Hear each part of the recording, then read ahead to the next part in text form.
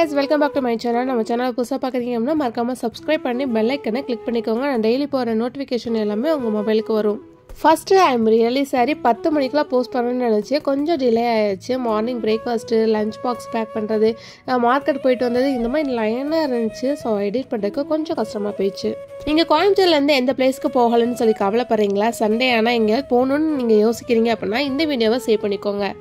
ரொம்ப அதிக செலவுல எதுவுமே இல்லாம நம்ம சிம்பிளா நம்ம ஒன் டே ட்ரிப் பார்க்க போறோம். ஃபர்ஸ்ட் மார்னிங் வந்துட்டு ஒரு 7 o'clockலாம் நாங்க கிளம்பிட்டோம். அப்ப கிளம்பும்போது வந்து இட்லி, குருமா, சட்னி எல்லாமே ரெடி பண்ணிட்டோம்.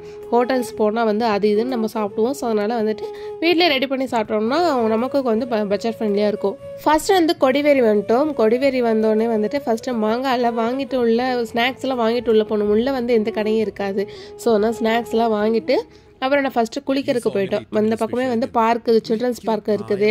அப்புறமேட்டுக்கு கேம்ஸ் விளையாடுறதுக்கு, ஷூட்டிங்கு இந்த மாதிரிலாம் வந்து கேம்ஸ்லாம் முடிச்சுட்டு விளையாடுறதுக்கு இருக்குது. இந்த பிளேஸ்க்கு 9 மணிக்கெல்லாம் ரீச் ஆகிற மாதிரி நீங்கள் கிளம்பிட்டு வந்துருங்க. அப்படின்னா தான் வந்துட்டு ஃப்ரீயாக குளிக்க முடியும். ஃப்ரீயாக அவ்வளோக்கா ஆள் இல்லாமல் நம்ம மட்டும் இருக்கிற மாதிரி ஒரு 10 பேர் 15 பேர் தான் இருந்தாங்க நாங்கள் போகும்போது. நாங்கள் வெளியே வரும்போது பார்த்தீங்கன்னா கூட்டம் நிறையவே வந்துட்டே இருந்துச்சு. அப்போ வந்து நம்ம ஃப்ரீயாக குளிக்க முடியாது. ஸோ அதனால் 9 மணிக்கெல்லாம் இங்கே வர மாதிரி நீங்கள் பிளான் பண்ணிக்கோங்க. ராஜ்குட்டிக்கு ஆல்ரெடி வந்துட்டு சளி பிடிச்சி இருமெல்லாம் இருக்குது. ஆனாலும் தண்ணியில் வந்து குளிக்கணும் அப்படின்னாவே வந்துட்டு அவரும் வந்து வருவார். ஸோ அதெல்லாம் பொருட்படுத்தாமல் நம்ம வச்சு போய் குளிச்சுட்டு வாடான்னு சொல்லியாச்சு. லேடிஸ்க்கு வந்துட்டு கொஞ்சம் ட்ரெஸ் மாத்திரலாம் கொஞ்சம் அந்த இதெல்லாம் வந்து அங்கே கிடையாது. எங்களுக்கு இதான் ஃபர்ஸ்ட் டைம். ஸோ அதனால் சுற்றி பார்த்து எதுவும் நாங்கள் இது பண்ணலை. ஸோ வந்து ரெஸ்ட் ரூம்ஸ்லாம் இருக்கா என்னன்னு தெரியல எனக்கு. அப்படியே பார்க்கவே ஜாலியாக போனார். போகும்போது கொஞ்சம் பார்த்து போகணும், பாசனமாக இருக்குது. ஸோ அதனால் அந்த கம்பியை பிடிச்சிக்கிட்டே போனோம் அப்படின்னா நம்ம அங்கே போய் நல்லா ஜாலியாக என்ஜாய் பண்ணிட்டு வரலாம். வீட்டுக்கு கெஸ்ட்டு வராங்க அப்படின்னா வந்து ஒரு 2 நாள் தங்குறாங்க அப்படின்னா ஒரு நாள் இந்த இடத்துக்கு கூட்டிகிட்டு வந்தீங்க அப்படின்னா சூப்பராக இருக்கும். ஃபேமிலியோட என்ஜாய் பண்ணுறதுக்கு அது சாப்பாடெல்லாம் இந்த கறி சாப்பாடு, மீன் இதெல்லாம் வந்து நம்மளே செஞ்சுட்டு வந்து இங்கே வந்து சாப்பிட்டோம் அப்படின்னா செம்ம டேஸ்ட்டாக இருக்கும். தம்பி வச்சுட்டு மேலே வந்து ரொம்ப நேரம் வந்து குளிக்க முடியல. ஸோ அதனால் அப்பாவும் அம்மாவும் நல்லா குளிச்சுட்டு அதுக்கப்புறமேட்டு தம்பி கூட்டிகிட்டு வந்து கீழே மீன் பிடிக்கலாம்னு சொல்லிட்டு ட்ரை பண்ணோம். நாங்கள் மீன் பிடிச்சோமா இல்லையான்னு சொல்லிட்டு ஸ்கிப் பண்ணாமல் பாருங்கள், அப்படின்னா தான் தெரியும்.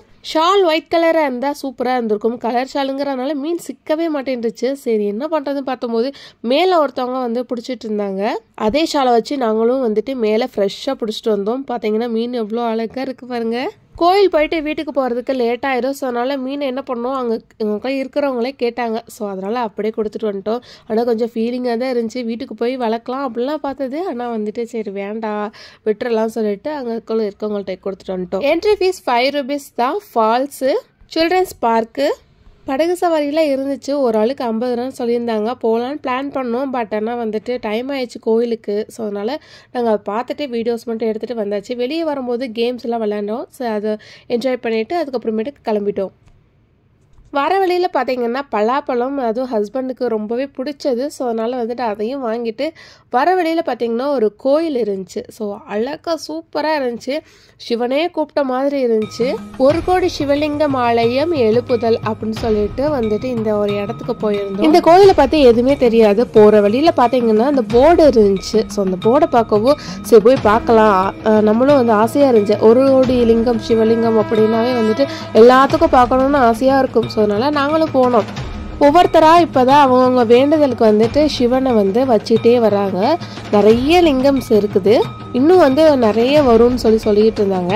இப்போ ஞாயிற்றுக்கிழமை வந்து ஒரு பெரிய லிங்கம் வந்து எவ்வளோ அடின்னு தெரியல, அதுக்கு வந்து ஆர்டர் கொடுத்துட்டு போயிருக்காங்க. தமிழ்நாட்டில் முதன்முறையாக 1 கோடி சிவலிங்க ஆலய திருப்பணி வந்து அமைக்கணும் அப்படின்னு சொல்லிட்டு நடைபெற்றிருக்குது. இந்த கோயில் தான். லிங்க வடிவில் உள்ள சிவபெருமானை வழிபட்டு வந்தா சிவன் பார்வதி அருளும், பெருமாள் மகாலட்சுமி அருளும், பிரம்மா சரஸ்வதி அருளுமே கிடைக்கும் அப்படின்னு சொல்லிட்டு அங்கே இருக்க ஒரு ஐயா சொன்னார். அங்கே நம்மளே பூஜை பண்ணிக்கலாம்னு சொன்னாங்க. ஸோ அதனால் அப்பா வந்து பூஜை பண்ணி நம்ம சாமி விட்டோம். அங்கே இருக்க ஐயா சொன்னார், எந்த கோயிலையும் கட்டி விடலாம், ஆனால் சிவலாயம் கட்டுவது, சிவலாயம் கட்ட சிவலிங்கம் கொடுப்பது சாதாரண விஷயம் இல்லை. சிவனை வழிபடுவதற்கே அவரது அனுமதி வேணும். அவன் அருளாலே அவன் தான் வணங்கி அதனையும் தாண்டி கோவில் திருப்பணிக்கு உதவுவதற்கு சிவபெருமானின் பார்வை வேணும். அந்த ஐயா நல்லா பேசினாரு, சூப்பராக இருந்துச்சு. அதுக்கப்புறம் வாழைப்பழம்லாம் கொடுத்தாங்க. ஸோ அதனால் சாப்பிட்டுட்டு அதுக்கப்புறம் நாங்கள் சாமியெல்லாம் கும்பிட்டுட்டு கிளம்பிட்டோம். இப்போ பார்த்தீங்கன்னாவே தெரியும் பண்ணாரியம்மனுக்கு நாங்கள் கோயிலுக்கு வந்தாச்சு. ரொம்ப கூட்டம்லாம் இல்லை, ஓரளவுக்கு கூட்டம் இருந்துச்சு. அம்மா சின்ன பிள்ளையா இருக்கும் போதே வந்துட்டு வந்திருக்காங்கன்னு சொல்லியிருந்தேன்ல. அப்போ வந்து என்ன பார்த்தீங்கன்னா 2 ஃபேமிலியுமே வந்திருக்காங்க. மாமாவை தான் கட்டியிருக்காங்க அம்மா. குட்டி பிள்ளையா இருக்கும்போது ஜோடியாக வந்திருக்காங்க அந்த கோயிலுக்கு. இப்போ இவ்வளோ பெருசாயும் நாங்கள் ஜோடியாக வந்திருக்கோம் அப்படின்னு அவங்களுக்கு ஒரு ஹாப்பியாக இருந்துச்சு. திருப்தியாக சாமியெல்லாம் கும்பிட்டுட்டு அதுக்கப்புறம் கோயம்புத்தூர் வந்தாச்சு. வர வழியில் துடியலூர் பக்கத்தில் மதுரை கோனார் மெஸ் அப்படின்னு சொல்லிட்டு ஒரு ஹோட்டல் இருக்குது. சூப்பராக இருக்குது, பர்ஃபெக்டான டேஸ்ட்டு. அப்பாவும் நானும் பிரியாணி ஆர்டர் பண்ணோம். அம்மாவும் ஹஸ்பண்டும் வந்துட்டு ஒயிட் ரைஸ் ஆர்டர் பண்ணிட்டாங்க. திண்டுக்கலுக்கு அடுத்து கோயம்புத்தூரில் இந்த பிரியாணி தான் சூப்பராக இருந்துச்சு. இந்த வீடியோ உங்களுக்கு யூஸ்ஃபுல்லாக இருக்கு அப்படின்னா சேவ் பண்ணி ஃப்ரெண்ட்ஸ் அண்ட் ஃபேமிலிக்கு ஷேர் பண்ணுங்க. கமெண்ட்ஸில் சொல்லுங்கள்.